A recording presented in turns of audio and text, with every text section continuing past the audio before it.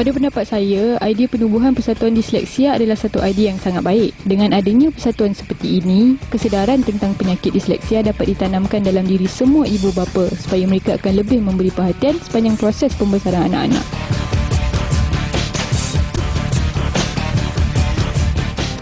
Ibu bapa dan guru harus pandai memberi semangat dan menanamkan keyakinan dalam diri penyakit disleksia, terutamanya kanak-kanak. Hal ini kerana kanak-kanak yang menghadapi penyakit ini biasanya sering merasa rendah diri dan menyangka mereka sebenarnya bodoh atau lembab. Seperti yang kita tahu, pengidap disleksia menghadapi kesukaran membaca, menulis, apatah lagi mengeja. Assalamualaikum, salam sejahtera. Anda bersama saya Nazri Kahar dalam program You Wartawan. You Wartawan, anda juga wartawan. Malam ini kita nak cerita satu situasi yang cukup menarik di mana kita mungkin kurang maklum dengan perkataan disleksia, tetapi di luar sana mungkin mereka yang terlibat, ahli keluarga, kanak-kanak itu sendiri dan juga komuniti yang terlibat secara sukarela dan sebagainya biasa dengan perkataan disleksia ini. Satu simptom di mana anak-anak kita gagal mengenal huruf, gagal untuk membuat sebutan yang bagus tentang sebutan-sebutan tertentu dan juga gagal untuk mengenal pasti cara kekeliruan kiri dan kanan dan sebagainya. Itu ada simptom-simptom kanak-kanak disleksia. Ada orang mengatakan kanak-kanak ini salah satu golongan kanak-kanak yang istimewa, tapi ada mengatakan kanak-kanak ini sebahagian daripada kanak-kanak jika tidak diatasi kelemahannya akan tercicir, akan ketinggalan banyak perkara. Jadi itu yang akan kita bincangkan. Antara pandangan tadi telah kita utarakan sedikit untuk pengenalan kita berbincang tentang topik disleksia kita pada malam ini. Tapi terima kasih pada Puan Faizah Saleh, Benari Benari Persatuan Disleksia Malaysia. Okey Puan Faizah, mungkin kalau ikut statistik daripada Kementerian Pelajaran Malaysia pada tahun 2007, keseluruhan di sekolah-sekolah kita terdapat lebih 300,000 anak-anak disleksia ni. Itu 2007. Pastinya sekarang ni tahun 2009 mungkin lebih daripada 400,000 ke 500,000. Jadi ini satu angka yang besar. Jadi bagaimana kita menangani isu ini? Adakah kita masih kekurangan dari sudut bantuan, dari sudut cara kita mengenal pasti dari peringkat sekolah, ataupun ibu bapa kita pun tidak sedar adanya anak-anak kita ni berpotensi untuk kategorinya disleksia? Terlebih dahulu saya mengucapkan ribuan terima kasih pada Cik Nazri kerana menjemput kami saya untuk di rancangan ini. Okey, kalau kita lihat kanak-kanak ini disleksia ini lebih bagus kalau dia mendapat assessment mula daripada prasekolah lagi. Okey, pasal kanak kita even baby bayi pun dia dah ada tahu sikap nak bercakap, nak bertutur, senyum pun semua itu semua tindak balas ya. Jadi kalau kita macam anak saya lah, selama 2 tahun dia di prasekolah, dia tidak dapat membaca, menulis maupun mengeja. 2 tahun tu, satu tempoh yang lama. Tapi oleh kerana kesedaran daripada pihak gurunya, prinsipal dia, jadi dia boleh cakap dengan saya, why don't we go and have your child assess dengan psikologis. Pada ketika itu pengalaman Puan Faizah, adakah dah tahu anak Puan Faizah itu ada simptom disleksia ataupun macam anak-anak lain tetapi mungkin lambat sedikit menerima pelajaran dan sebagainya? Kalau ikutkan kalau orang tua cakap nak budak lelaki lambat. Semua lambat. Because dia pun lambat berjalan, lambat bercakap, lambat bertutur. Tak ada kalau kita bagi buku pun dia campak buku ataupun dia makan buku.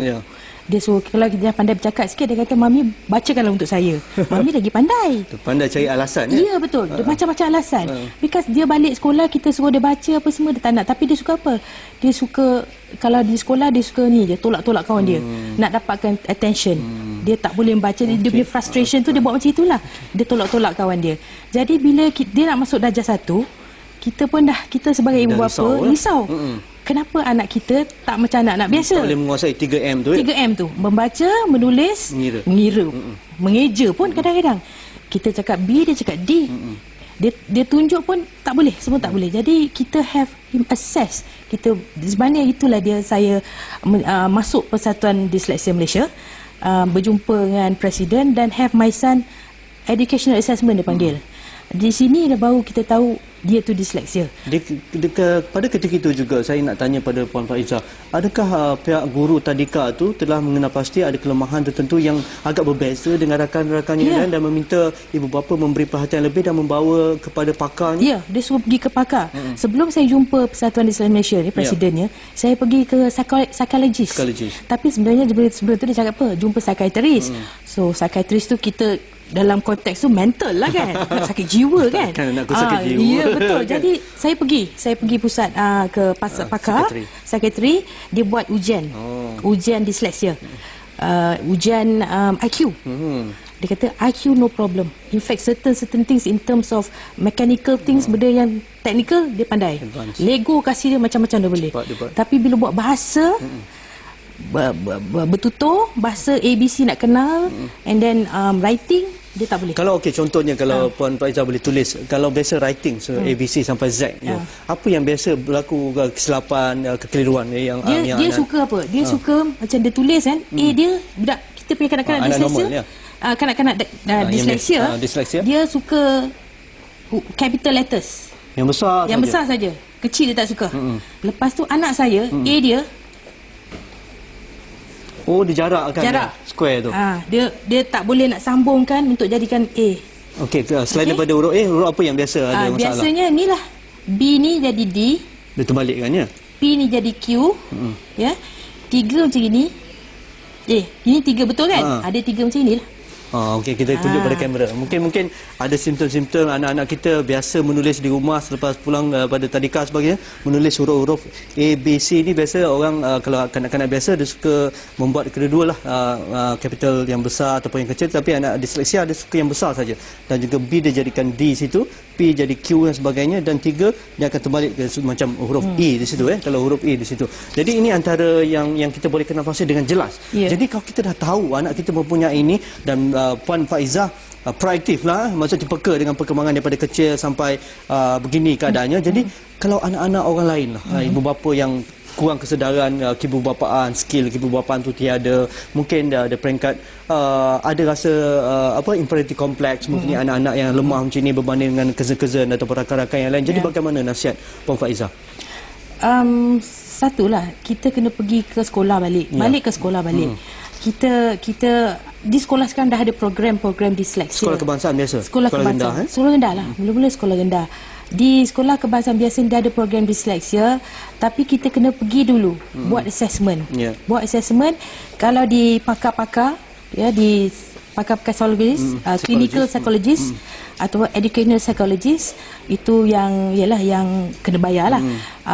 Itu pun kita kena pergi ke hospital lah. Pergi jumpa pakar kanak-kanak di hospital.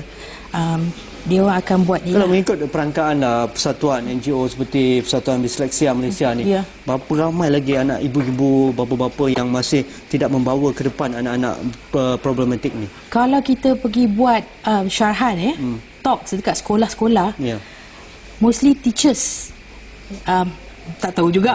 Ada yang itulah. Tapi alhamdulillah sekarang kita dah more aktif, more proaktif, more kita buat seminar. Kementerian memberi proaktif. Dengan Kementerian Pelajaran Malaysia, bahagian pendidikan khas. Mula-mula kita sarankan ke guru-guru. Kalau guru tu dah tahu, dah dapat simptom ni, dan guru, tanggungjawab guru untuk bercerita dengan kanak-kanak, mak bapak dia. Hari guru, hari ambil record book lah, hari apa, semua ni. Kita dah sangat, kita dah pergi dah beratus buat sekolah. Kita dah buat seminar beratus-ratus dengan cikgu-cikgu.